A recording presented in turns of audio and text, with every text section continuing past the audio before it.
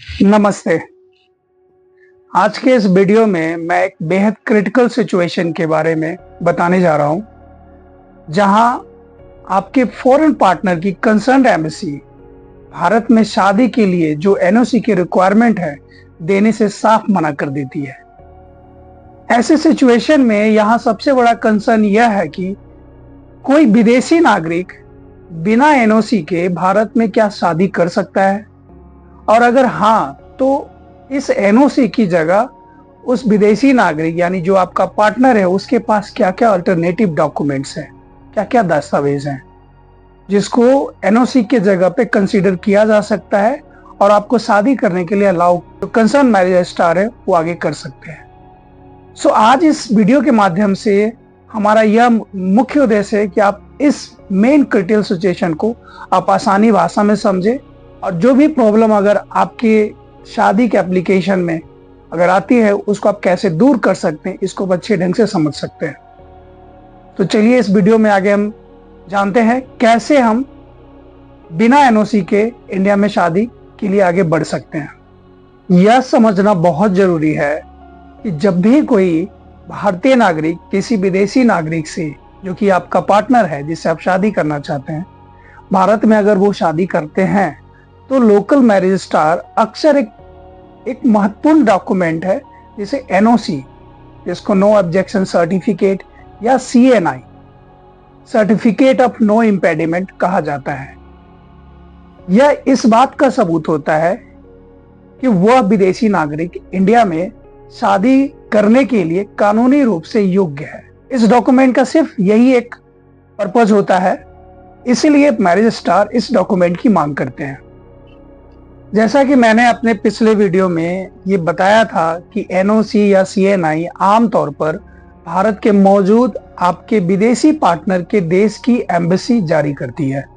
लेकिन क्या हो अगर संबंधित एम्बेसी आपके पार्टनर की कंट्री अगर यूएसए है तो वो अगर एम्बेसी अगर एनओसी जारी नहीं करती है या साफ मना कर देती है, उस केस में आपके फॉरेन पार्टनर के पास ऐसे क्या क्या रेमेडीज है जिसको लेकर वो भारत में शादी करने के लिए आगे बढ़ सकते हैं, क्या उपाय है या नहीं है, ये जानना बहुत जरूरी है।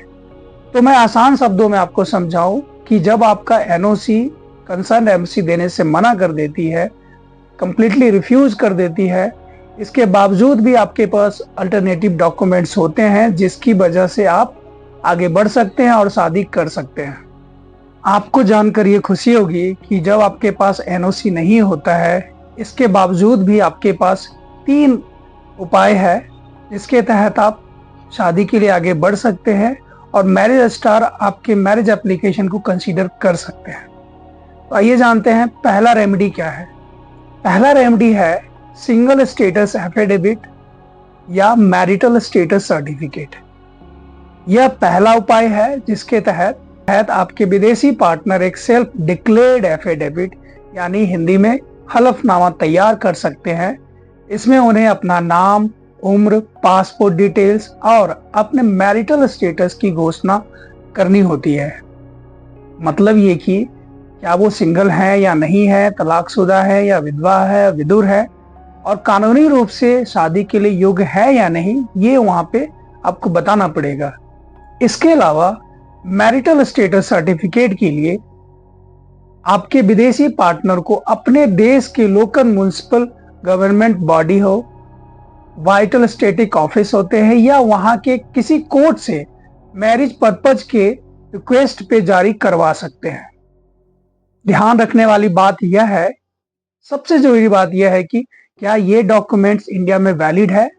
तो इस डॉक्यूमेंट्स को वैलिड करने के लिए आपके विदेशी पार्टनर को उसके अपने देश में उस डॉक्यूमेंट को अपस्टाइल करवाना होगा या फिर वहां मौजूद इंडियन एम्बेसी से लीगलाइज करवाना होगा।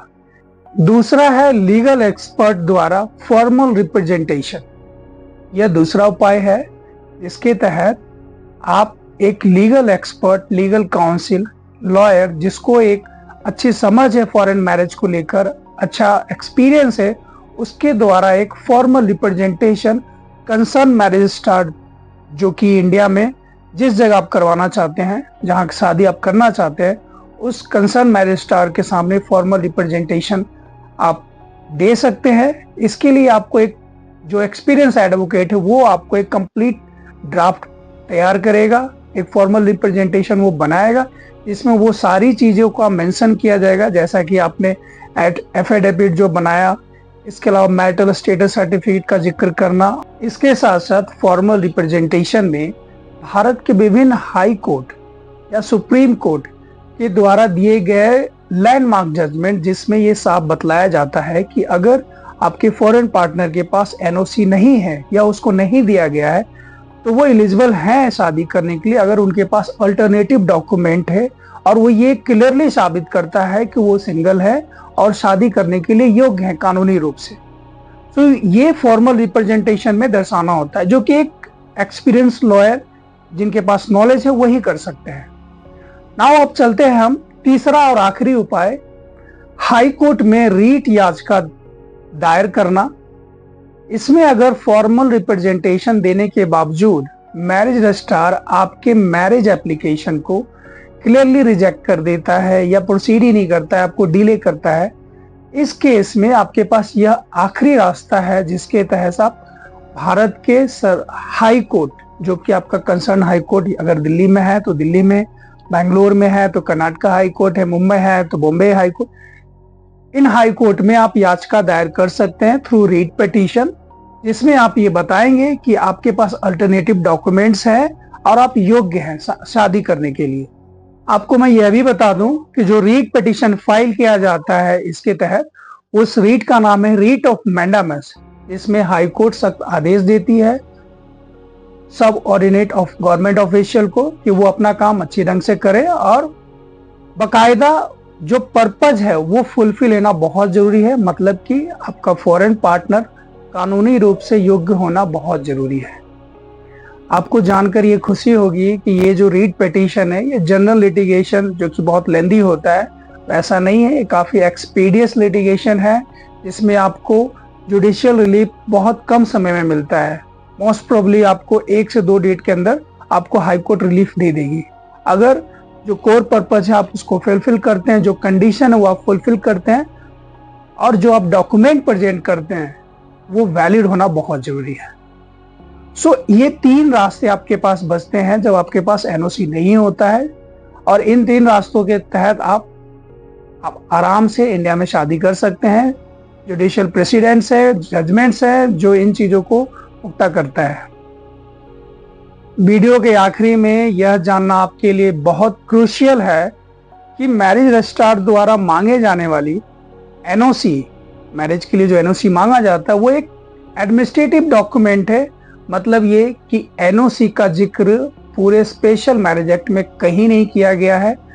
इसका मतलब सिर्फ साफ शब्दों में ये समझिए कि मैरिज रजिस्ट्रार का मकसद सिर्फ इतना होता है कि वो आपके विदेशी पार्टनर को अच्छे ढंग से जांच करे कि वो शादी के लिए कानूनी रूप से योग्य है कि नहीं। इसी पर्पज से एनओसी मांगा जाता है, और इसीलिए अगर विदेशी पार्टनर आपके एम्बेसी से एनओसी लेने में सक्षम नहीं है या एम्बेसी एनओसी देने से साफ मना कर दिया है, लेकिन उसके पास दूसरे ऐसे अल्टरनेटिव डॉक्यूमेंट्स हैं जो साबित करते हैं कि वो सिंगल और शादी के लिए योग्य है, तो मैरिज रजिस्ट्रार उन अल्टरनेटिव डॉक्यूमेंट्स को स्वीकार जरूर करेगी, बशर्ते मैंने जो आपको ये 3 रेमेडीज बताई है उसको आप फॉलो करें।